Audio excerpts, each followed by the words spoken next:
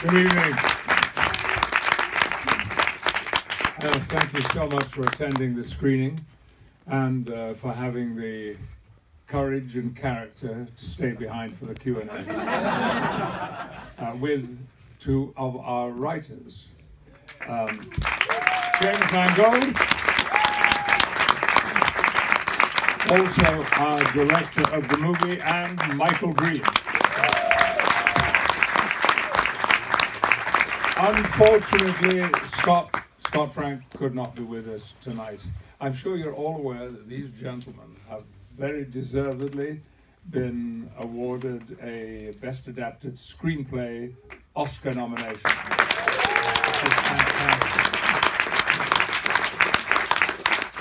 I didn't get an Oscar nomination, but the second prize is being asked to be moderated. You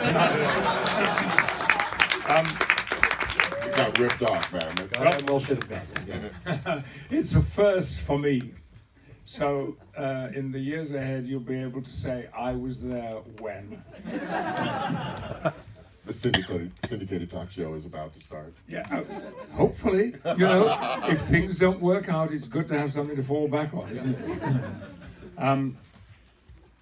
This film was an extraordinary critical success, which gratified all of us, because it is an unusual film.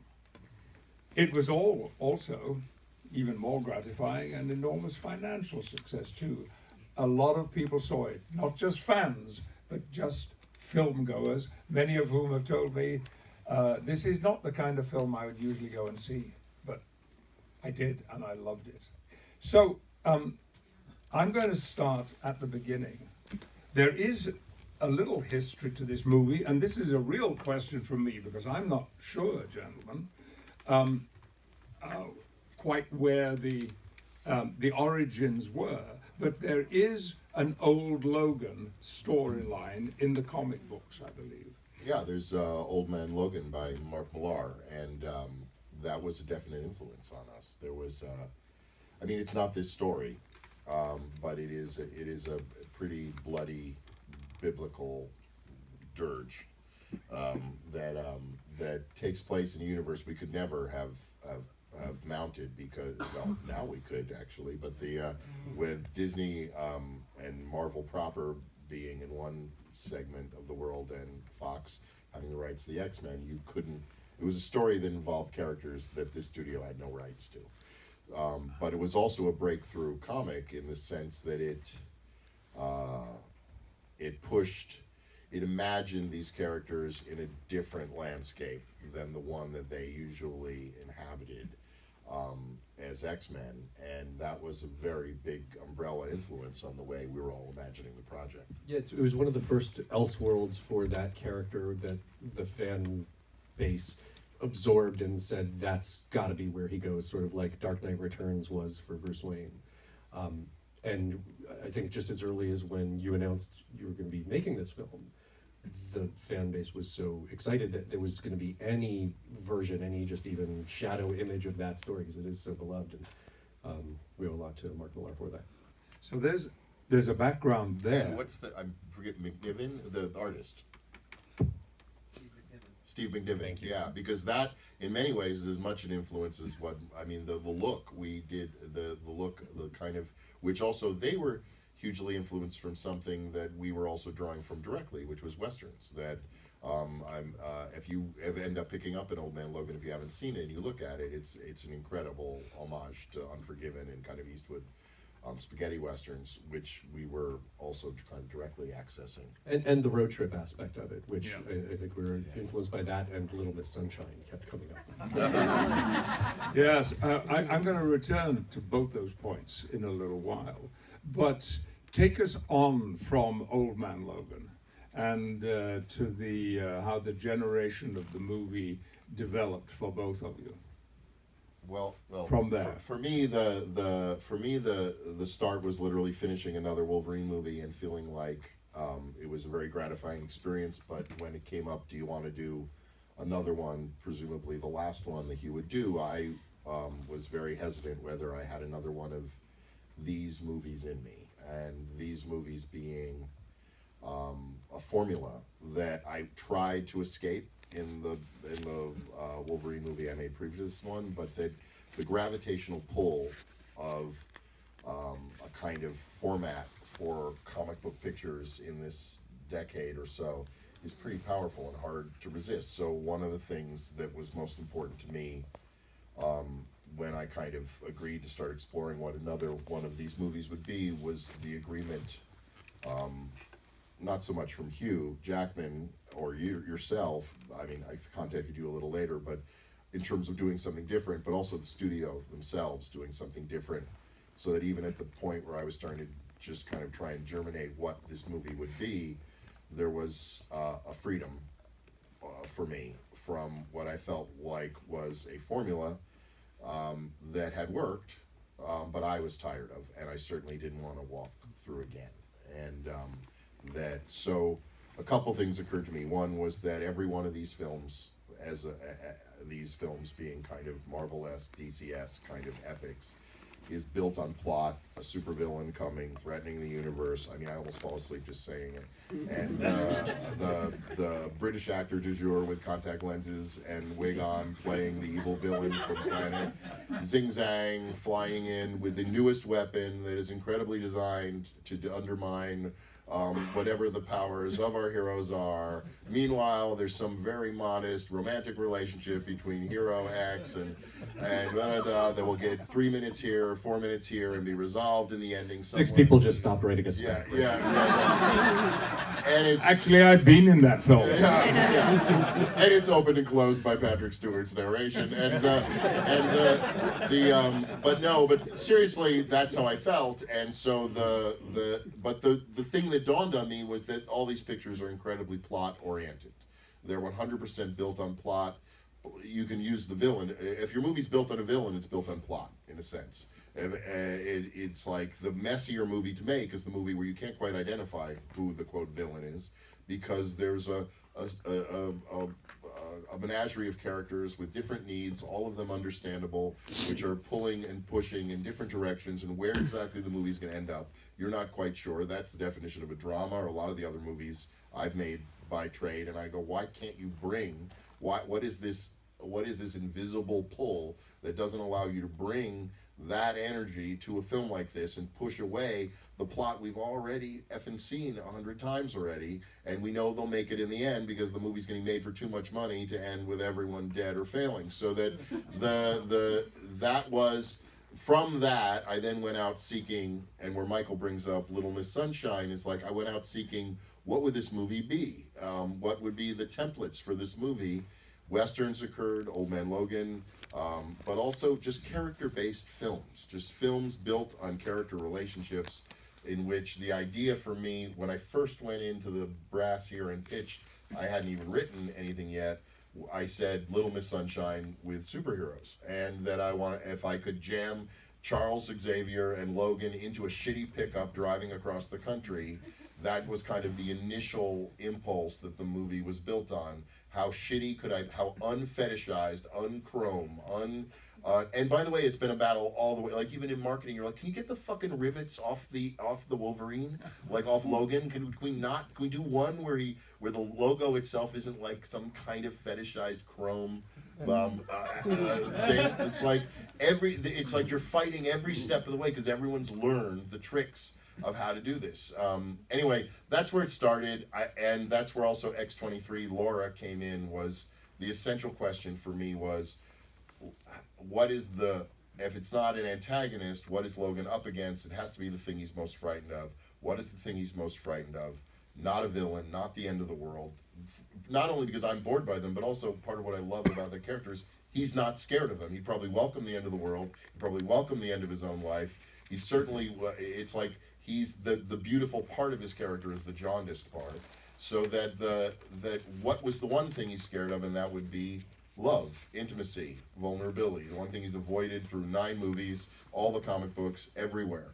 So confront him with a father figure who needs him, who he's got to care for, and drop a daughter on his doorstep. And that was also found in another set of comics by Craig Kyle, based on which was the character of X-23. And I began to make a kind of stew, a very messy stew of what a road trip with these characters might look like, but I had very little more than kind of what I just described, and that's when Michael joined in and we tried to kind of try and figure out and unscramble what this thing would be. You want to jump to? Yeah. Well, I was just going to add, apropos of all that, what part, if any, did the existing knowledge that this was going to be Hugh Jackman's last appearance as Logan play in the way this film was put together? I think huge part, just coming into it when I did, I had, first of all, a dream job for me, just being asked, are you interested in working on a Wolverine film with one of your favorite filmmakers and two of your favorite actors, and someone who's about to be one of my third favorite actors, she just hadn't been found yet. All of those things were readily apparent. I got to read what Jim had put together in that stew, which was part script, part treatment, part manifesto of just intention. And it was very exciting because I also know that Jim, you know, in all of his films, they always come from a different place.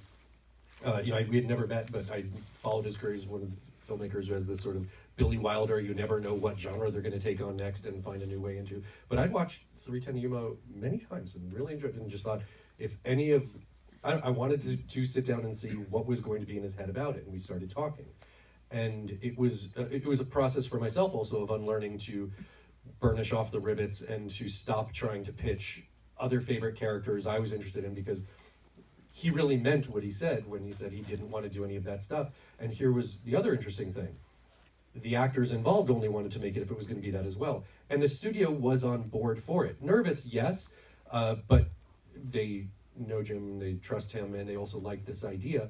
And it was a fairly early bargain of just, well, if you're going to do that, you're not going to have a lot of money, and you were kind of the position of, please don't give me a lot of money because we really want to do all this. So then it was a very joyful frustration of trying to figure out what that could really be, what story will hold all those values, what characters and character dynamics will create these moments that we really want to see for them. And the comments we heard back from people who saw the film in the end were very much what we said going in. People watch it, and it was a wonderful compliment to hear. This was the Wolverine movie we'd always wanted to see. And we kept talking about what was the Wolverine movie we always wanted to watch. So high aspirations, and it's an interesting thing when the loftiest aspirations comes from stripping away the toys. And this movie breaks a lot of barriers associated with this genre. It's a bold move. What support were you given in this? You mentioned, you know, the input that you were getting that wasn't coinciding with how you were feeling. The studio, nevertheless, ultimately proved very supportive of. They were just. I think there was a moment, you know, it was when this movie, in this way you're talking about, was born, was the kind of, well, was the summer when The Wolverine came out, and afterward, which was also a summer of a lot of big movies that kind of landed, some with kind of thuds, noisy 3-hour thuds, and that there was, I think, a general feeling, even among creative studio types, that there was a fear. I think there's a lot of anxiety when you end up spending $250 million on production of a film and you hate watching it. And that there's like, they are human beings. Like, they're not just Excel spreadsheets and MBAs. And they do actually, you know, at minimum, the executives, just to approve the thing for release, have to watch it 4 or 5 times. There's summer movies that I couldn't bear the idea of having to watch 4 or 5 times. And I think that there's a very simple level where the return was starting to diminish. They felt audiences are kind of withering on the, we'll give you 3 hours of noise and unbelievable effects, and you will give us your $14.50 twice, and buy some action figures and Happy Meals, and we'll all leave happy. And that was starting to diminish. So that I think that the argument to the studio of doing something different, if you could make it at least credibly in some way, was not a losing argument to them, because it was I think everyone was frightened of making one of these things that are so bloated that just tank. And there was a fear, and it started happening last year, that some of them do, and that is far more deadly for a studio executive than cutting the price in half and taking a bit of a risk.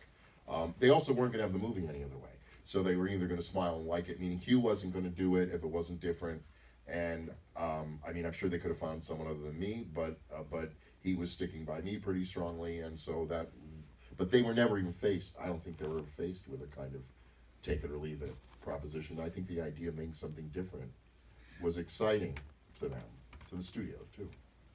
Michael, the film has been described as a family road movie. Is that unfair, do you think? I would take that as a compliment. Well, I mean, how many superhero movies have a 10, 12-minute family dinner scene in the very middle of the movie, where nobody gets hurt, nobody gets harmed yet, but there's, but nevertheless, we sit around and we talked. The idea is just, it is a character film. I mean, we are at a point, perhaps just good fortune, or perhaps because there's fatigue of the more traditional, quote, comic book film. For a long time, comic book film was the genre.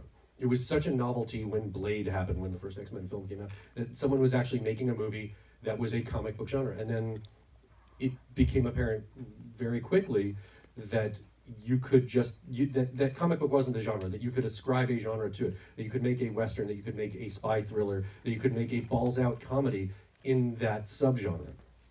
And this one, it wasn't a desire to let's make a Western or anything like that. It was really just everyone involved wanted to make the best film they could. And you're seeing that a lot in other films where everyone coming together, they are the best artists in their field, all saying, but we love this character, this story, or this book we all read.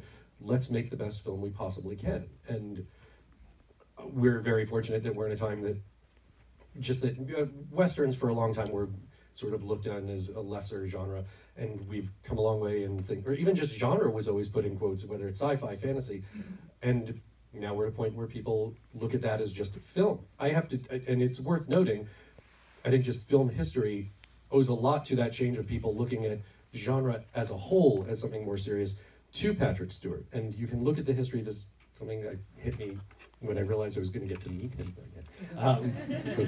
That, look, I mean, 1981, Excalibur, a beautiful fantasy film, and then you have, what is it, 1987, Star Trek, a wonderful, incredible actor comes in and blows everyone's head off what their expectation of what science fiction, which again, people used to look at sci-fi as like a lesser thing, but it wasn't. It's not a lesser subject. It's actually something where you can put the best minds to work and the best talents to work. And then, you know, I was there midnight, was it July 14th, 2000, when the first X-Men film comes out, and you have this incredible cast led by Patrick Stewart, and so I kind of want to throw the question back at you, if I may, because you are only moderator. Was there ever a point, I mean, you were, from my adolescence to adulthood, I'm watching the things I love being led by you and fearlessly going into things that that others just might have thought were not as serious, and you made them serious. Was that something you were aware of? And thank you. I can't say that I was, no. I didn't know what I was getting into at all, so far as Star Trek was concerned, but I had never worked in Hollywood. I'd been in the theater here, I'd done 2 seasons at the Armandson downtown, but movies were just a haze in the background. And it was a pure fluke that my name was ever associated with Star Trek.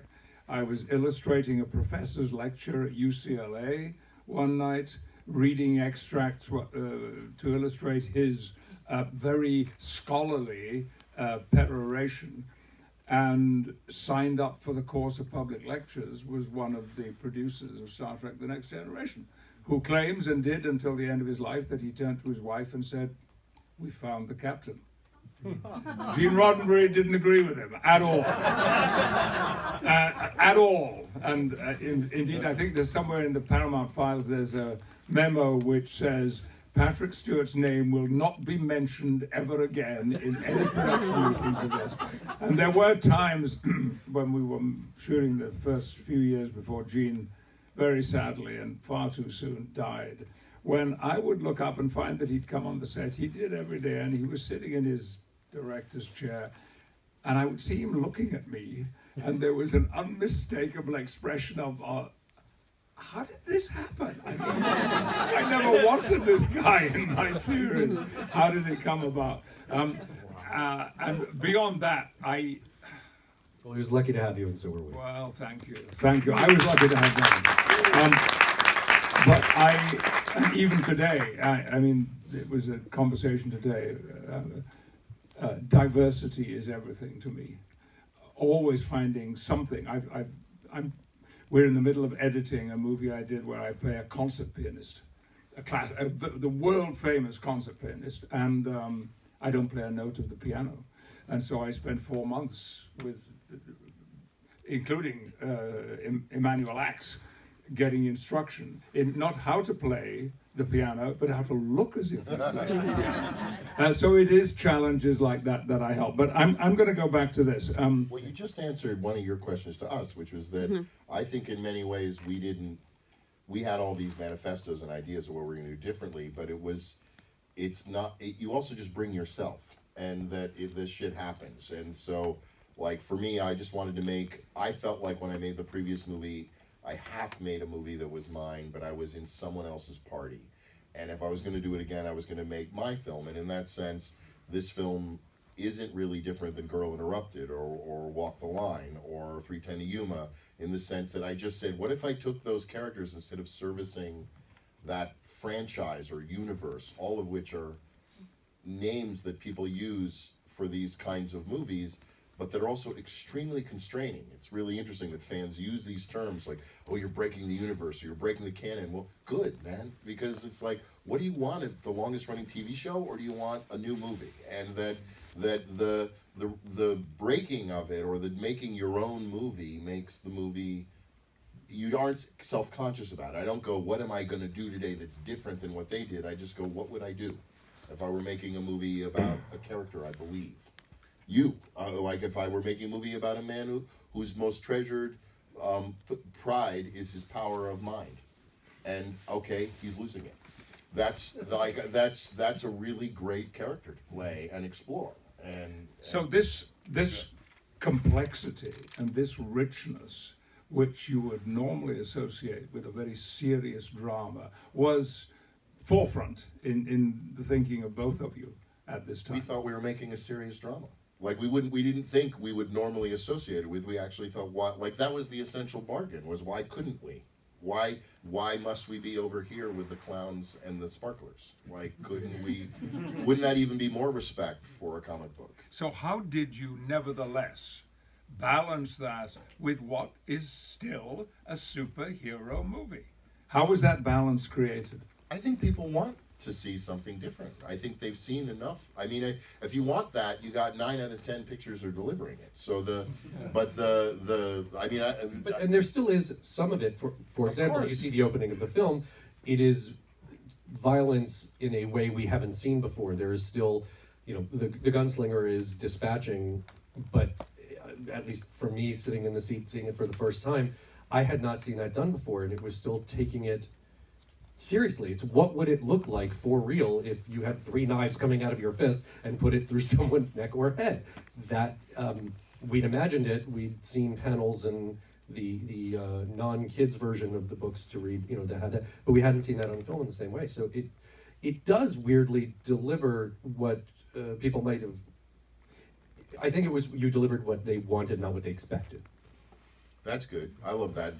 For me, it was also just that the idea that we knew we had to be entertaining. I couldn't make, My Dinner with Andre with superheroes.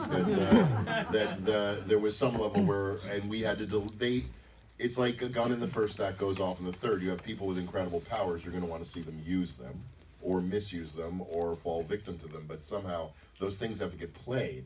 But the question then becomes, how do we undermine or humanize the use of the, like I'll give you an example on this film. It's like and it goes for like back to the best superhero film in my memory, or the one most formative is the Chris Reeve Superman, Richard Donner's, was that like it's the human moments. It's the moment that you know, it's the human moments that resonate, the moments that move you, even in relation to superpowers. Like as a comic collector myself, it's, for instance, in this film, I think like that simple moment when you got the struggling farmer and these thugs arrive with their guns, and he's got a world famous superhero in a white tank top standing next to him, and they don't know it. There's more delicious joy for a fan of comic books in an intimate moment like that, with just 6 jerk-offs getting their asses kicked by him by surprise, or the opening scene, than there is in another building falling, $1 million a moment, a second kind of sequence of deafening, you know, what Scott Frank would call a CG fuckathon of destruction, and that I don't think, like when I read comics, they were it was far less when I was a kid reading them that they were about cities falling. They were much more about these characters who are in love with each other, and issues, father issues, daughter issues. There was all about relationships. They were soap operas. Yeah. They were soap, that's what they... You mentioned the reference to the Western aspect, the cowboy movie of this, the classic genre of Western movies. And indeed, you pay tribute to one of the great ones. Yes. That we see some scenes from Shane, which on the set there, I remember that morning when you said that you were going to be showing us Shane, I was so thrilled because that was one of the most important movies of my childhood. And I remember the dialogue from that movie for so long. That you saw at the Soldo Theater. At the Soldo Theater, Dewsbury, yes. It's not there anymore, unfortunately. They should just put up a plaque or something. Now, was there a specific writerly intent in constructing that Western genre and making it part of Logan? I mean, nothing is deliberate. It was I got an education in Westerns working with Jim on this because I hadn't watched very many of them. Some, yes, but you would bring up some that, you know, you'd say, watch Shane again, have it fresh in your head. We watched The Cowboys, or when we watched that. But then it was, right before we started working together, I had watched Paper Moon again, and that was something you brought up, and it was fresh in my head. And I think it was both of those together, in a way, Paper Moon sort of has something of a Western aesthetic, except instead of gunslinging or violence, it's the con, it's the talking. And in a way, that film uses the trickery, the con, as a superpower in a way. That's just these two together. They're better at this than anyone, and they make their way through and have these sort of lofty, impossible, silly human goals. I somehow they've all conflated into this, you know, or come into the soup together to make something that isn't one or the other. The one thing, and I think Scott would attest to this, the one thing that the Western, having made one, even an early film of mine, Copland, is a bit of a Western, but what I'm always kind of, what makes a Western, right? It's like, and it's a lot of wonderful things that just make a good movie. You know, a circumscribed universe, a very clear sense of geography, a sense of a hero. With that, you know, one of the things that's so great about the period is you don't have a car or a cell phone or a payphone or the ability to kind of call 911 in any which way, which is really almost integral, that the man, whatever predicament he's faced with, or woman, is faced with this predicament in a landscape, an almost ghostly landscape where there is no there's no quick fix. And as a screenwriter, the beauty of writing them is that, in fact, almost not, a lot of what we do as screenwriters is spent explaining why the phone went dead or the car doesn't work. We're always trying, in a way, to get to the Western because we're so effing bored with the fact that we have almost every tool for survival on our bodies at this point, to call for help, to press the lock on our car, to press on the gas and get the fuck out of there. And so that when you're denied all those elements and you're suddenly a man with a horse and this much water and no town in sight, we face existential questions and that are transcendent. And it's not only Westerns, but samurai films There's other forms. Even I think film noir, in many ways, play with the same existential questions of the Western. But where you get to is you get there, and this would be Scott's point, by weakening your heroes, reducing their powers, taking them away from civilization, putting them in places where there is an inability to press a button and call for help. There aren't other superheroes at headquarters, but a phone call away who can then get in the ex-Justice League mobile, whatever, and fly to your rescue, or teleport to you with the press of a button, all of which erases dramatic stakes. That you then, any problem can be solved, and as screenwriters you spend up trying to make your problems unsolvable, which is such a waste of time for scenes with people with blackboards in your movies, explaining. If you could just get rid of, if you could get rid of the technology, you could get rid of all the explaining on why they have these problems. Yeah, cell phones are the worst things to happen to screenwriters in history. Worse than next to cars. Yeah. You mentioned existential references. There was nothing existential about those aspects of Logan that have been referenced in reviews, and I've heard you ask these questions when we've been doing Q&As in the past. Were you deliberately, consciously referencing the present day and the political situation that we find? Not only, I mean, you have difficulties here in the United States. We have Brexit in England, which is a terrifying prospect. But parallels have been drawn between elements of today's American society and this movie. Well, there was a lot of it. It came as we were working it even in prep, meaning that the movement. Our story started when Michael and I were working on it. It wasn't even at the border, and then it kind of slowly started to slide to the border. And which way we were going to journey across the United States was a big discussion, and this idea in the end of going from kind of south of the border to north of the border to Canada, almost where he was from, became really appealing. But the simple answer is yes. I mean, the simple answer is some things happened. Literally, those boys, those prom boys shouting USA, USA, USA was something I improvised on the set that night. And many things we were in the midst of shooting a film of the presidential election. And so we were all living through all this debate, but it wasn't, I mean, people have said like prescient, but we weren't talking about who was going to win the election. We could just see what was going on in our country, meaning the kind of anxiety and hostility toward refugees and immigrants, the kind of sense of, I mean, this is speaking for myself, but the sense of a kind of underclass, a vast underclass, and a very narrow overclass, and that and all these things were part of imagining what kind of world you and Hugh had kind of fallen into, and had gotten in a way. I would be, if I were facing the world we're living in and a superhero, uninspired to save it. And that's what I was trying to find a predicament to put you guys in. One that was, what's the point? They're so cruel to each other. What's the point of me flying in like underdog every day and pulling this fucking cat out of a tree, or saving this granny who fell over in her tub, when they're all so fucking selfish and hateful? And so let's take care of each other and fuck them. And that was essentially kind of the world we were trying to kind of build around, not to prove that point, to prove ultimately that love is worth fighting for, but that doing it in a world that has lost its own compass, and wondering why I should be a hero for a world that has lost its own compass. These are interesting questions to me. I don't have answers for them. Bravo. You mentioned the I word. Improvisation.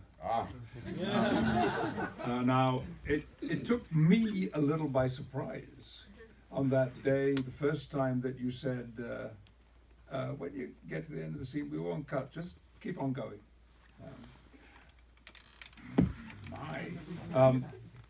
Is this a technique that you and we're talking about directing now, we're supposed to be talking about writing. But some of the wonderful written moments are things that the actors came up with in the movie, so I think it's perfectly relevant. That dinner scene is almost entirely improvised.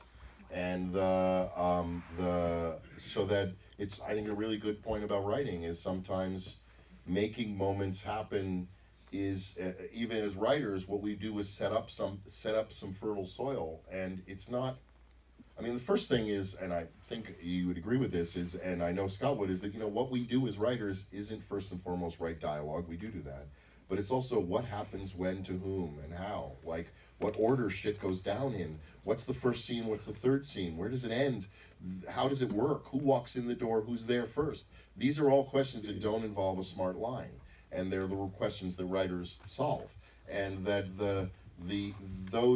where I'm getting is that we even as the people who are writing on the page, we can take pride in your improvisations because we put the seeds there. We landed you in this predicament, but sometimes the dialogue that comes out of 8 actors munching and not being restricted to the 6 things we gave them to say, but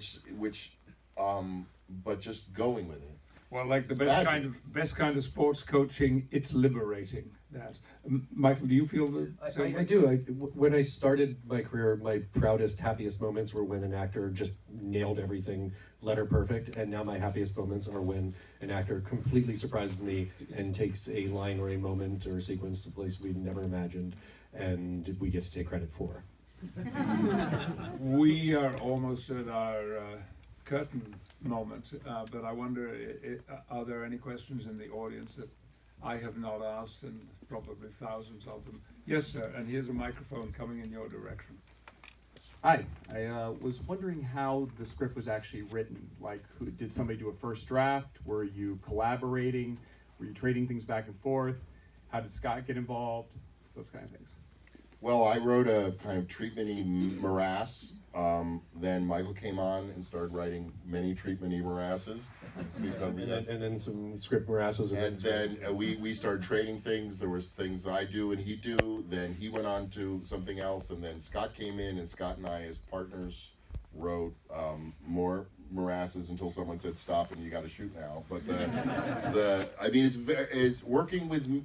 I mean, if it's anything, I mean, Michael and I on other panels have had this conversation. But if anything, working with me, at least, maybe others is different, is a messy process, either as a director working for me as a writer or as working with me, both of us as writers.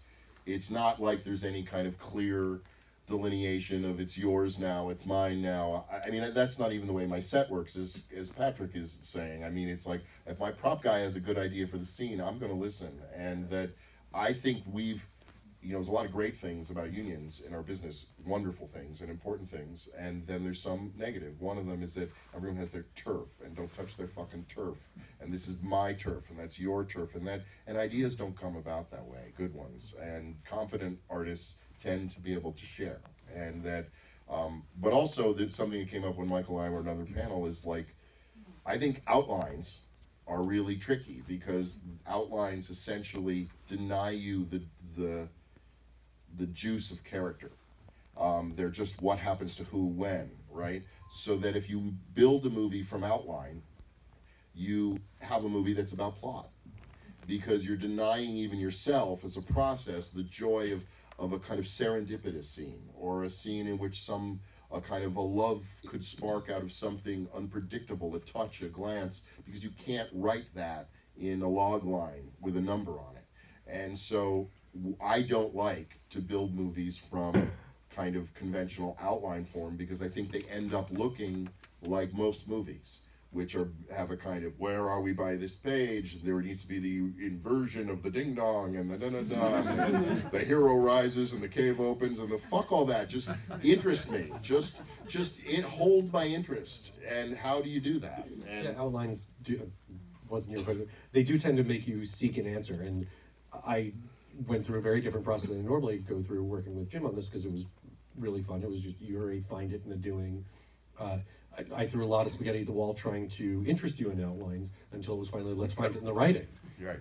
And that's when it suddenly became fun all over again, because that became a sense of play for us. And I've never heard so many times from someone I work with, try it. Like, I would come in, I'd pitch you something, and you'd say, I don't see it, try it. And I would try it, and the next day you'd either say, this interests me or this doesn't. And we'd keep at it and keep at it. We have time, I think, for just one more question. If there's... Yes, ma'am. I was just wondering if you got any pushback on not having a Stan Lee cameo. No. I mean, I didn't want to. I mean, I love him. He's a genius. But why should he be, like, playing the crazy old dude in every movie? Like, and to me, it's that, I mean, this is my own arrogance, but, like, if you're trying to make a serious film, you don't, like, give cameos to people who, like, wave and wink at the camera. Because it's, I even noticed in Ken Turan's review of Black Panther, they were going, like, this is a really good movie, but why is that guy in it? Yeah. Like, and the point would be, no good reason other than we're just punching a ticket for fans that no one really gives a shit about. The guy's got enough money and enough worship, and he got a credit on the movie. He doesn't have to walk through it. And I have too much respect for what I do to try and suspend disbelief for 122 minutes, only to have it turn to shit for 12 seconds to satisfy some Twitter maniacs. But